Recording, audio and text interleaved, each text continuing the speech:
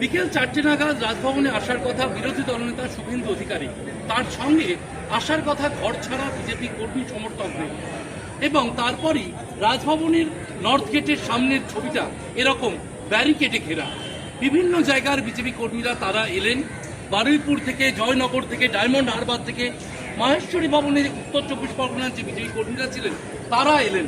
তাদের গার্ডরেল দিয়ে ব্যারিকেড দিয়ে আটকে দেওয়া হলো।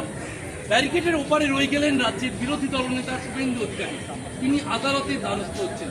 অন্যদিকে পৌনে 6টা নাগাদ যে ছবি আমরা দেখছি রাজভবনের ব্যারিকেডের সামনে, ডায়মন্ড হারবারের বিজেপি প্রার্থী অভিজিৎ দাস ওরফে ববি, অভিজিৎ দাস তার বাড়ি বসে রয়েছেন এবং তার সঙ্গে রয়েছেন কর্মীরা।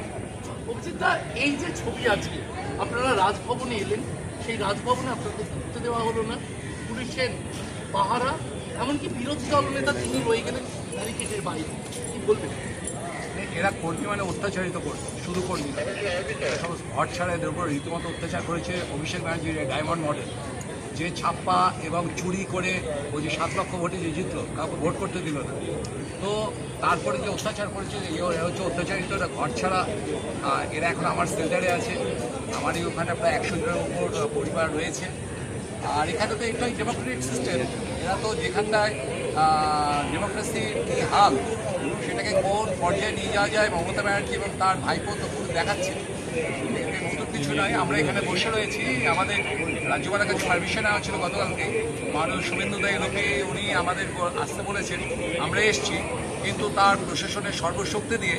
এবং এখন তো মমতা ব্যানার্জির রাজত্বে দুটো শক্তির অপব্যবহার করে, একটা হচ্ছে ক্রিমিনাল রাজ এবং পুলিশ।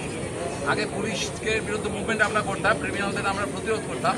এখন ওয়েস্ট বেঙ্গলে মমতা ব্যানার্জি সরকার আসার পর ক্রিমিনাল এবং পুলিশ একজোটে আমাদের বিরুদ্ধে চলছে।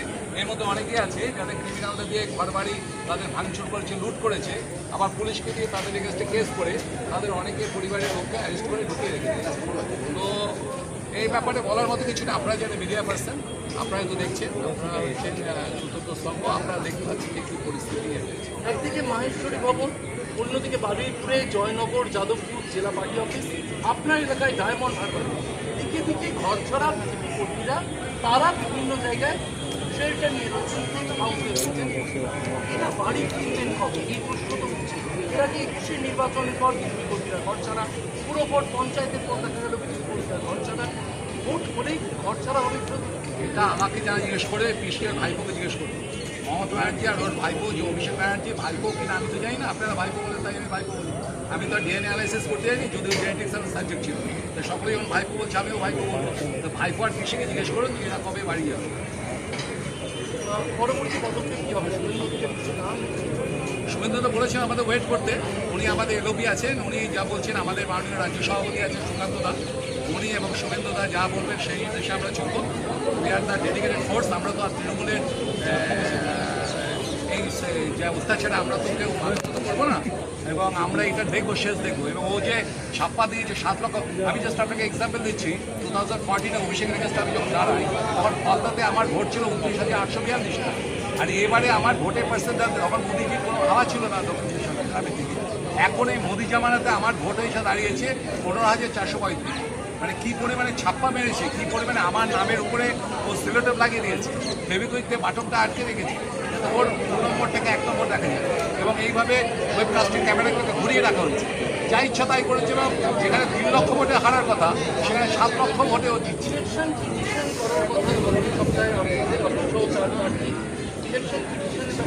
ইলেকশন পিটিশন করবেন যে সমস্ত অফিসিয়াল আছেন, আমি পার্সোনালি ইলেকশন কমিশনারকে চিঠি করেছি।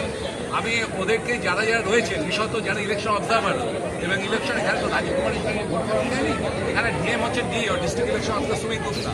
আমি সুমিত গুপ্তা এবং যে জেনারেল অবজারভার, যিনি পুলিশ অবজারভার, 3 জনের all record, location, all location এবং হোয়াটসঅ্যাপ এবং ফেস টাইমের IPDR চেক করতে বলেছি, এবং এটা সিবিআই ইনকোয়ারি করতে বলেছি।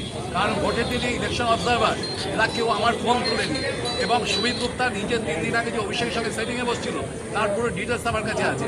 আমি ছাড়াচ্ছিল না, এবং ভিজিলেন্সে ওর এগেন্সটে কমপ্লেন করেছি, এবং ওদের যে টোটাল ওর এবং ওই এই সমস্ত অফিসার যারা IS আছেন, IPS আছেন, WBCS আছেন, এদের এবং এদের রিলেটিভদের টোটাল সম্পত্তি পরিমাণ কত এই ইলেকশন বাড়ব, আমার হিসাবে মোর দ্যান 100 কোটি অভিষেক ব্যানার্জি এখানে খরচ করেছে। খরচা করেছে। তো টোটাল তাদের সম্পত্তির পরিমাণ কত সেগুলো আমি যাতে তদন্ত করে বার করেছি সেটার জন্য আমি অটোমেটিক কমপ্লেন করেছি। কথা বলছিলাম ডায়মন্ড হারবারে বিজেপি প্রার্থী অভিজিৎ দাসের সঙ্গে, এবং অভিজিৎ দাস যে ছবি তুলে ধরছেন তিনি